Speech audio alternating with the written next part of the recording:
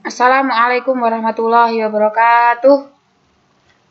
Kelas 9 berjumpa lagi dengan Ustazah melanjutkan materi berikutnya. Kemarin kita mempelajari nomor 1 tentang proklamasi kemerdekaan. Sekarang untuk yang nomor 2 kita mempelajari tentang terbentuknya Negara Kesatuan Republik Indonesia.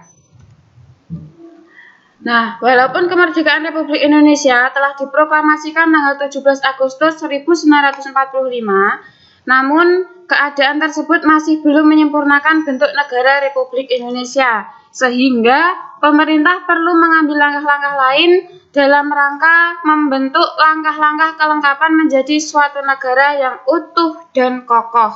Nah, itu awalnya terbentuknya Negara Kesatuan Republik Indonesia, sehingga pada saat itu tanggal 18, 19, dan 22 Agustus 1945 PPKI itu mengadakan sidang untuk membentuk kelengkapan yang diperlukan terbentuknya NKRI.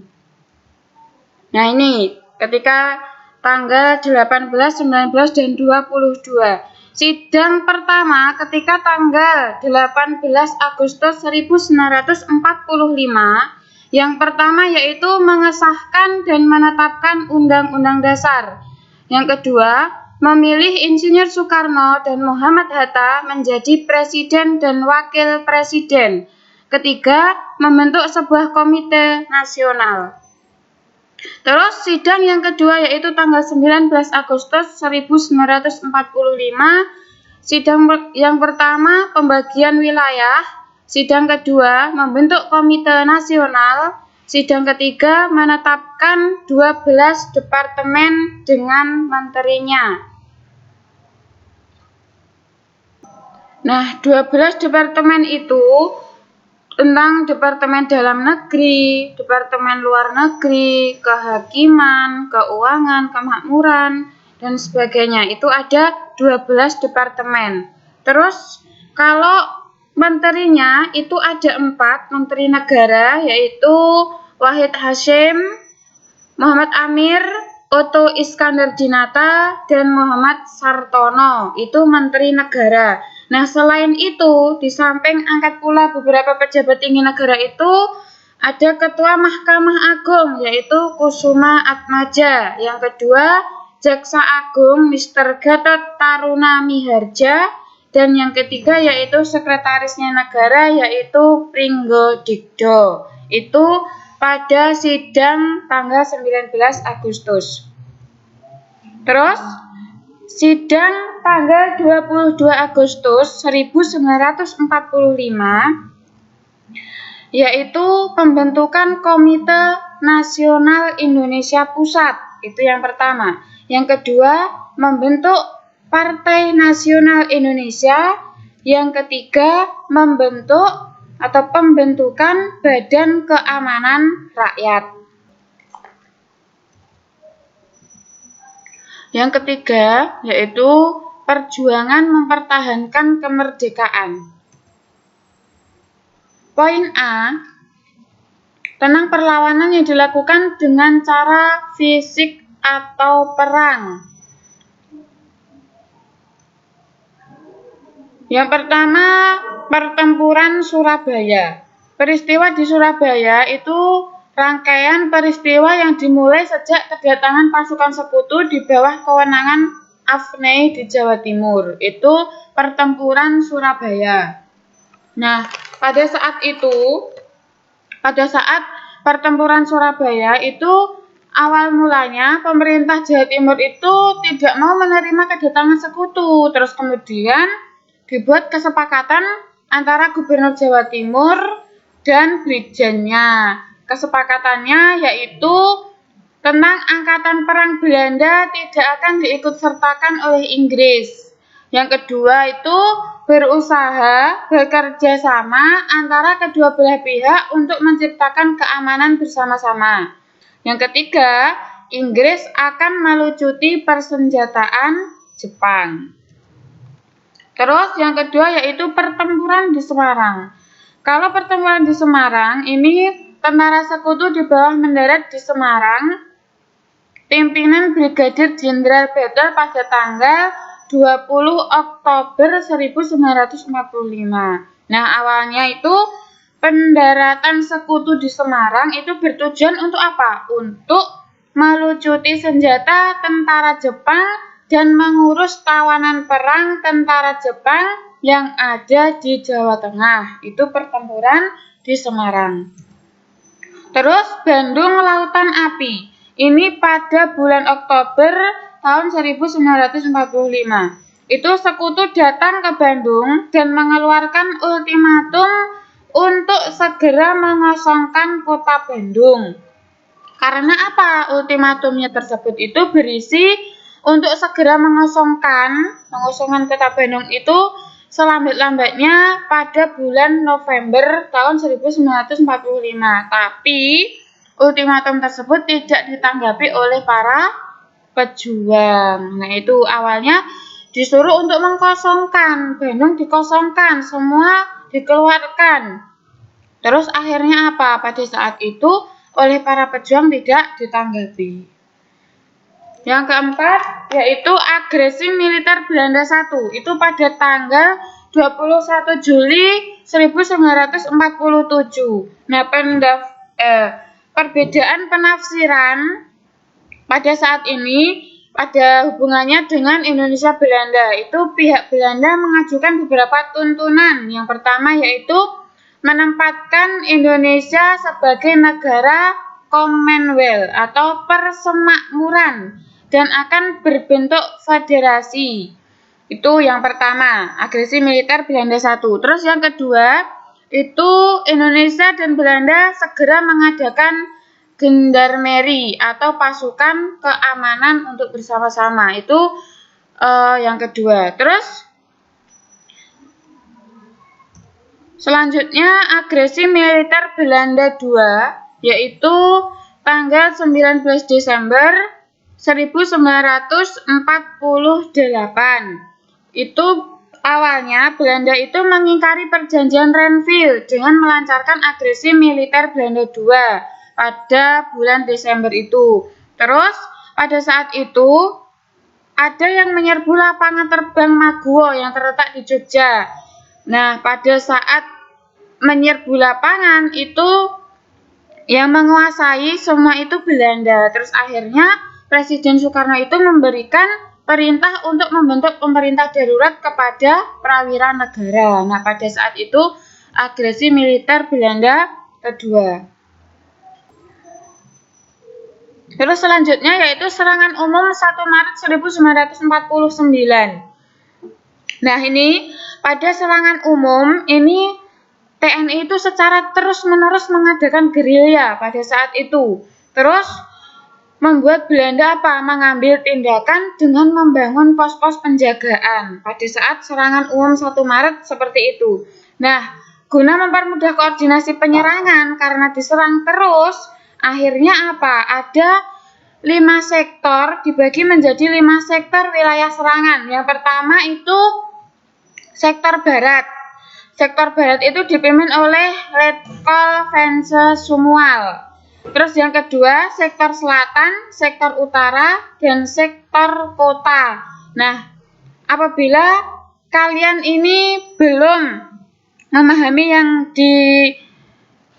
dijelaskan Ustazah tentang sektor, ini bisa kamu baca di buku paket kamu, bisa dipelajari lagi. Sektor barat itu dipimpin oleh siapa, sektor selatan dipimpin oleh siapa, utara, kota itu dipimpin oleh siapa, di situ sudah dituliskan.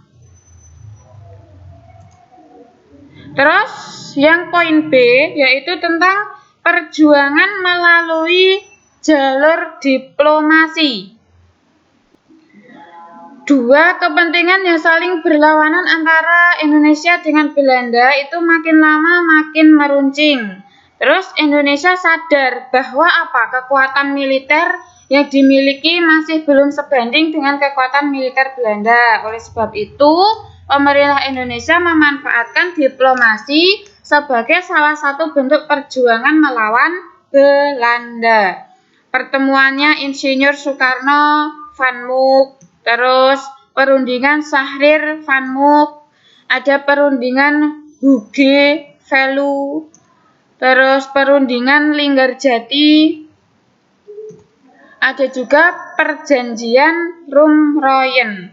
Nah, dulu ketika kalian kelas 8 itu sudah mempelajari tentang perundingan Linggarjati dan perjanjian Rumroyen. Perundingan Linggarjati atau perjanjian Linggarjati itu isinya tentang, harusnya ingat kalian, Belanda mengakui secara de facto Republik Indonesia meliputi Jawa, Madura, dan Sumatera. Itu tentang perjanjian Linggarjati. Terus yang kedua itu Republik Indonesia dan Belanda akan bekerja sama membentuk negara serikat. Terus yang ketiga, Republik Indonesia Serikat dan Belanda akan membentuk Uni Indonesia Belanda. Itu isi dari perundingan Linggarjati. Terus kalau yang perjanjian Rumroyen, nah itu ada isi pokoknya yang disetujui, yaitu ada delegasi Indonesia, ada delegasi Belanda. Kalau yang delegasi Indonesia itu menghentikan perang gerilya, terus bekerja sama dalam mengembalikan perdamaian serta menjaga ketertiban. Itu yang delegasi Indonesia. Kalau yang delegasi Belanda itu menyetujui untuk mengembalikan pemerintah Republik Indonesia di Jogja. Terus ada juga yang menjamin penghentian gerakan-gerakan militer dan membebaskan semua tawanan perang. Itu delegasi Belanda. Ada beberapa itu tentang delegasi Belanda. Terus selanjutnya perundingan inter-Indonesia. Nah, sebelum dilaksanakan KMP itu terlebih dahulu dilakukan perundingan dengan pihak Bijenkoms Federal Overleg atau yang biasa disebut dengan BFO. Terus selanjutnya konferensi meja bundar. Nah, pada saat ini agresi militer Belanda II itu seharusnya menjadi akhir dari revolusi Indonesia. Ternyata apa? Menjadi bumerang bagi Belanda. Nah, pada saat konferensi meja bundar ini belum selesai, walaupun Indonesia sudah dinyatakan merdeka, tapi pada saat ini masih ada bumerang, belum benar-benar merdeka. Nah, pada saat itu kesepakatan yang didapat dalam konferensi meja bundar antara lain, yang pertama itu Belanda mengakui RIS sebagai negara yang merdeka dan berdaulat. Dulu kelas 8 kita sudah mempelajari tentang isi konferensi meja bundar. Terus yang kedua itu penyelesaian Irian Barat ditangguhkan sampai 1 tahun berikutnya. Terus ada juga semua utang bekas Hindia Belanda harus dibayar oleh RIS. Nah, itu beberapa tentang isi konferensi meja bundar.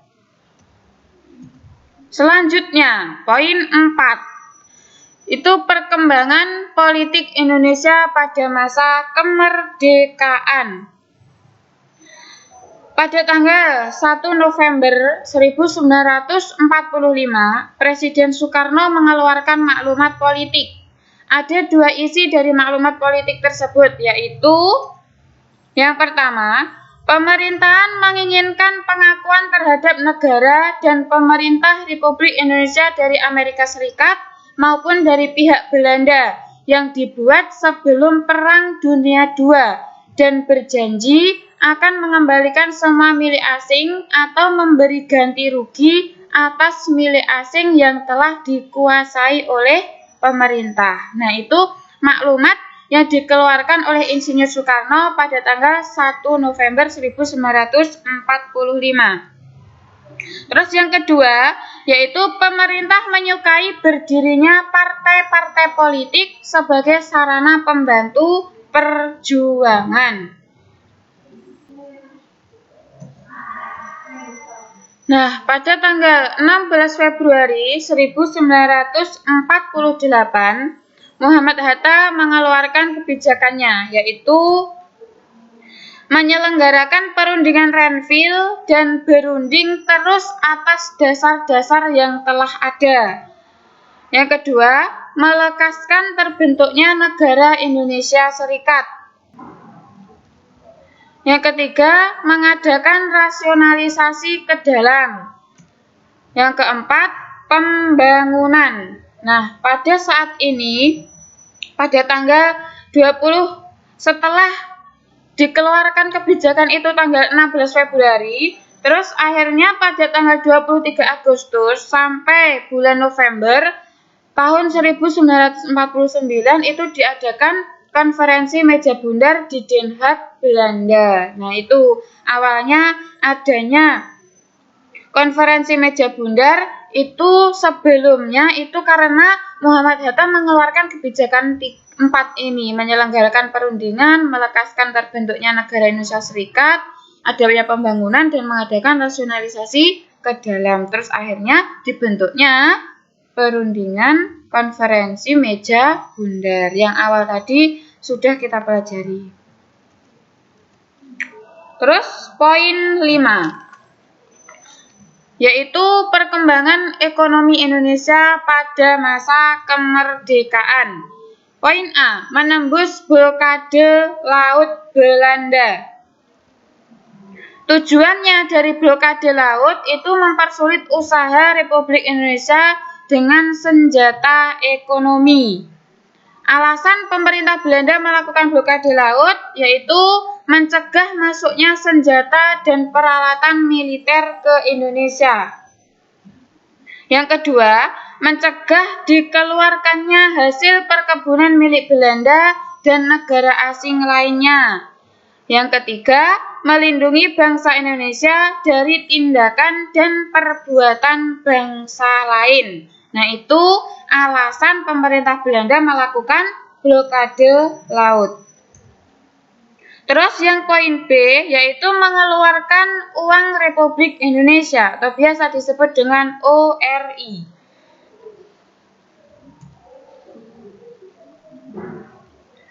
Yang ketiga, pembentukan Bank Indonesia atau Bank Negara Indonesia. Yang keempat, ketahanan ekonomi nasional. Terus poin keenam yaitu kehidupan masyarakat Indonesia pada masa kemerdekaan.